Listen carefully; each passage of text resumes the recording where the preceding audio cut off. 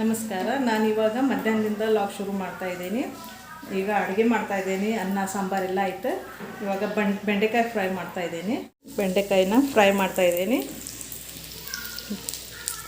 ನಾವು ಬೆಂಡೆಕಾಯಿ ಫ್ರೈನೇ ಜಾಸ್ತಿ ಮಾಡೋದು ಪಲ್ಯಕ್ಕಿಂತ. ನಮ್ಮ ಮಕ್ಳಿಗೆ ಬೆಂಡೆಕಾಯಿ ಫ್ರೈ ಅಂದರೆ ತುಂಬ ಇಷ್ಟ. ಒಂದ್ಸರಿ ಟ್ರೈ ಮಾಡಿರಿ ನೀವು ಎಲ್ಲ, ಚೆನ್ನಾಗಿ ಆಗ್ತೈತಿ ಬೆಂಡೆಕಾಯಿ ಫ್ರೈನ.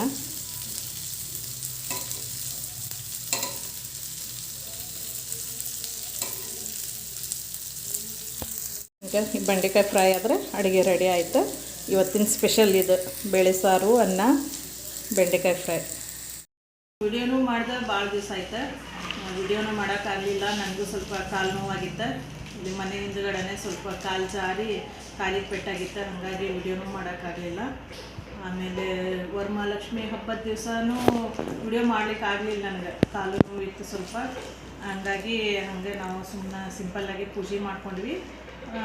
ವರಮಹಾಲಕ್ಷ್ಮಿ ಹಬ್ಬದ ಸಿಂಪಲ್ಲಾಗಿ ಮಾಡಿರ್ತೀನಿ ನಾನು. ನಾವು ಕೊನೆ ಶುಕ್ರವಾರ ಇರ್ತದೆ, ಶ್ರಾವಣದ ಕೊನೆ ಶುಕ್ರವಾರ ಗ್ರ್ಯಾಂಡಾಗಿ ಹಬ್ಬ ಆಚರಿಸ್ತೀವಿ. ಅವಾಗ ವಿಡಿಯೋ ಮಾಡಿ ಕ್ಲಿಪ್ಪಿಂಗ್ಸ್ ಹಾಕ್ತೀನಿ ನಾನು. ಮತ್ತು ರಕ್ಷಾಬಂಧನಕ್ಕೆ ನಮ್ಮ ತಮ್ಮನ ಒಂದು ಗಿಫ್ಟ್ ಕೊಟ್ಟಿದ್ದ, ಕಾಲು ಗೆಜ್ಜೆ ಕೊಟ್ಟಿದ್ದ. ಅದೇ ನೋಡೋಣ, ಟ್ರೈ ಮಾಡಿ ಹಾಕಿ ಟ್ರೈ ಮಾಡಿರಿ. ಸೈಜ್ ಗೊತ್ತಾಗಿಲ್ಲ ಅಂತೇಳಿದ್ರೆ ಚೇಂಜ್ ಮಾಡ್ಬೋದು ಅಂಥೇಳಿ ಅಂದಿದ್ರು ನಮ್ಮಮ್ಮ.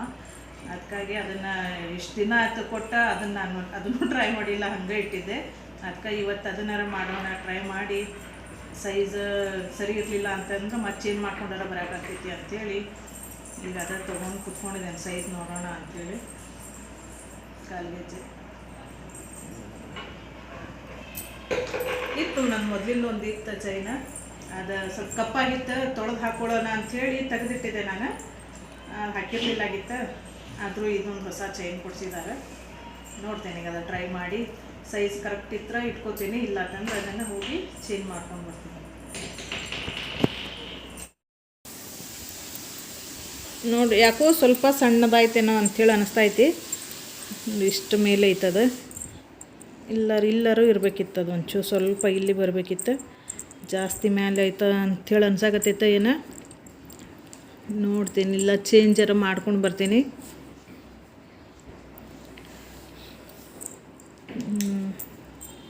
ಚೂರು ಕೆಳಗಾಗಬೇಕಿತ್ತದು.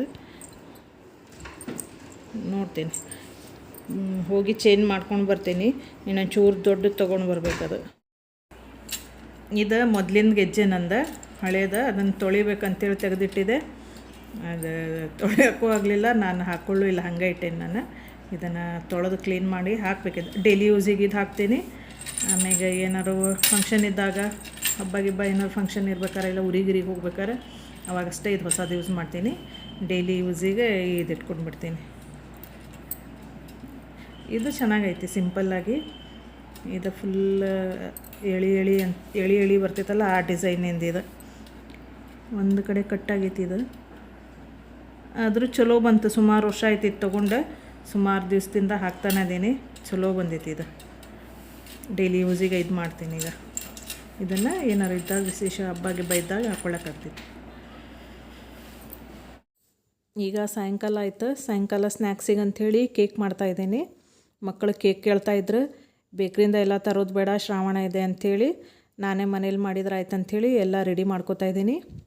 ಈಗ ಈ ಬೌಲಿಂದ ಒಂದು 3/4 ಬೌಲಷ್ಟು ಮೈದಾ ಹಿಟ್ಟು ತೊಗೊಂಡಿದ್ದೀನಿ. ಅದಕ್ಕೊಂದು 1/4 ಬೌಲ್ ಕೋಕೋ ಪೌಡ್ರ್ ಹಾಕಿದ್ದೀನಿ. ಕೋಕೋ ಪೌಡ್ರು ಮತ್ತು ಮೈದಾ ಸೇರಿ 1 ಬೌಲ್ ಆಯ್ತದ. ಅದಕ್ಕೆ ಈಗ ಅರ್ಧ ಸ್ಪೂನಷ್ಟು ಅಡುಗೆ ಸೋಡಾ ಹಾಕಿದ್ದೀನಿ. ಮತ್ತು 1 ಸ್ಪೂನಷ್ಟು ಬೇಕಿಂಗ್ ಸೋಡಾ ಹಾಕಿದ್ದೀನಿ. ಅಡುಗೆ ಸೋಡಾಕ್ಕಿಂತ ಬೇಕಿಂಗ್ ಪೌಡ್ರ್ ಜಾಸ್ತಿ ಇರಬೇಕು. ಎಲ್ಲನೂ ಸೇರ್ಕೊಂಡೀಗ ಜರಡಿ ಮಾಡ್ಕೋಬೇಕು. ಏನು ಗಂಟು ಇರದಂಗೆ ಜರಡಿ ಹಿಡ್ಕೋಬೇಕು. ಇದು ಜರಡಿ ಎಲ್ಲ ಹಿಡ್ದಿದ್ದಾಯ್ತು. ಈಗ ಒಂದು ಪಾತ್ರೆ ತೊಗೊಂಡಿದ್ದೀನಿ. ಆ ಪಾತ್ರೆಗೆ ನಾನು ಯಾವ ಬೌಲ್ನಲ್ಲಿ ಹಿಟ್ಟು ತೊಗೊಂಡಿದ್ನಲ್ಲ, ಅದೇ ಬೌಲ್ನಲ್ಲೇ 1/4 ಬಟ್ಲಷ್ಟು ಎಣ್ಣೆ ತೊಗೋತಾ ಇದ್ದೀನಿ, ಅಡುಗೆ ಎಣ್ಣೆ. ಅದನ್ನು ಈ ಪಾತ್ರೆಗೆ ಹಾಕ್ಕೊಳ್ಬೇಕು. ಆಮೇಲೆ ಅದೇ ಬೌಲ್ನಾಗ ಅರ್ಧ ಕಪ್ ಮೊಸರು ತೊಗೊಂಡಿದ್ದೀನಿ.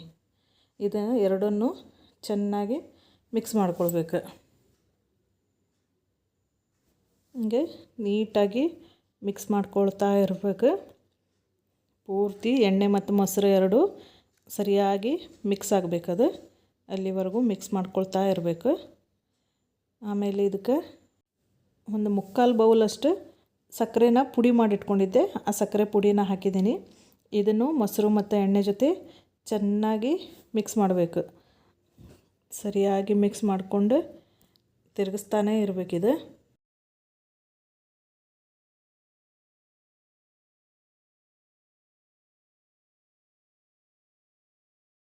ಇದೊಂದು 5 ನಿಮಿಷ ಮಿಕ್ಸ್ ಆದಮೇಲೆ ಇದಕ್ಕೊಂದು ಸ್ಪೂನಷ್ಟು ವೆನಿಲಾ ಎಸೆನ್ಸ್ ಹಾಕ್ತಾಯಿದ್ದೀನಿ. ವೆನಿಲಾ ಎಸೆನ್ಸ್ ಹಾಕಿ ಇದನ್ನು ಮತ್ತೆ ಮಿಕ್ಸ್ ಮಾಡ್ಕೊಳ್ಬೇಕು. ಆ ನಂತರ ಚೆನ್ನಾಗಿ ಮಿಕ್ಸ್ ಆದ ನಂತರ ಇದಕ್ಕೆ ಜರಡಿ ಹಿಡಿದು ಇಟ್ಕೊಂಡಿರೋಂಥ ಕೋಕೋ ಪೌಡ್ರ್ ಮತ್ತು ಮೈದಾ ಹಿಟ್ಟನ್ನು ಅದಕ್ಕೆ ಹಾಕಬೇಕು. ಈಗ ಹಿಟ್ಟು ಹಾಕಿದ್ದಾದಮೇಲೆ ಇದು ಮತ್ತೆ ಮಿಕ್ಸ್ ಮಾಡ್ಕೊಳ್ಬೇಕು.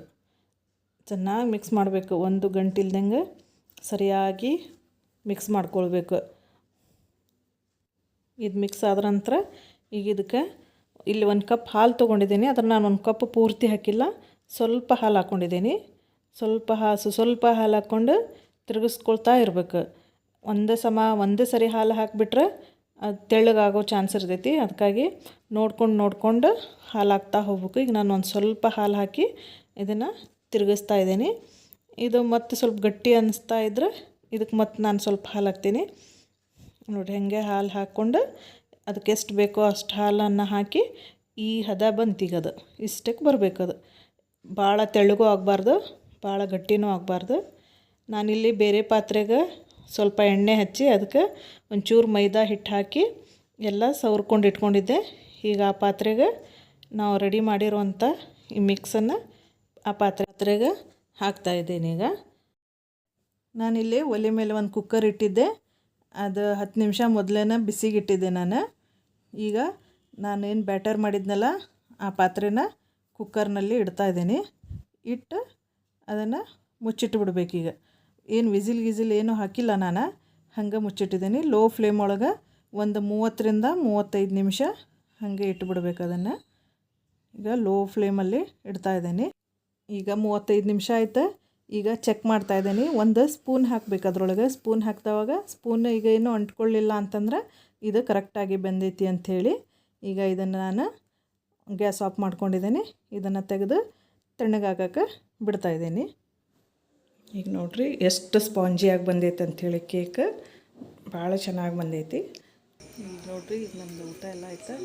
ಹಂಗೆ ಸುಮ್ಮನೆ ವಾಕಿಂಗ್ ಮಾಡೋಣ ಅಂಥೇಳಿ ಹೊರಗಡೆ ಬಂದೆ. ಹಂಗೆ ಸಣ್ಣದಾಗಿ ಮಳೆ ಬರ್ತಾಯಿತ್ತು. ಮತ್ತು ಇವತ್ತಿನ ವೀಡಿಯೋನೂ ಎಂಡ್ ಮಾಡಿಲ್ಲಾಗಿತ್ತಲ್ಲ, ಅದಕ್ಕಾಗಿ ಎಂಡ್ ಮಾಡಿದ್ರಾಯ್ತು ಅಂಥೇಳಿ ಹೊರಗಡೆ ಬಂದ್ವಿ. ಇವತ್ತಿನ ವೀಡಿಯೋ ನಿಮ್ಗೆ ಇಷ್ಟ ಆದ್ರೆ ಲೈಕ್ ಮಾಡಿರಿ, ಸಬ್ಸ್ಕ್ರೈಬ್ ಮಾಡ್ಕೊಳ್ರಿ. ಈ ವಿಡಿಯೋ ಸಬ್ಸ್ಕ್ರೈಬ್ ಮಾಡ್ಕೊಂಡು ಲೈಕ್ ಮಾಡಿದ್ರೆ ನಮಗೂ ಒಂದು ಸಪೋರ್ಟ್ ಸಿಗ್ತೈತಿ. ವಿಡಿಯೋ ಮಾಡೋಕ್ಕೆ ಸಪೋರ್ಟ್ ಮಾಡಿದ್ರೆ ಒಂದು ಸ್ಫೂರ್ತಿ ಸಿಗ್ತೈತಿ.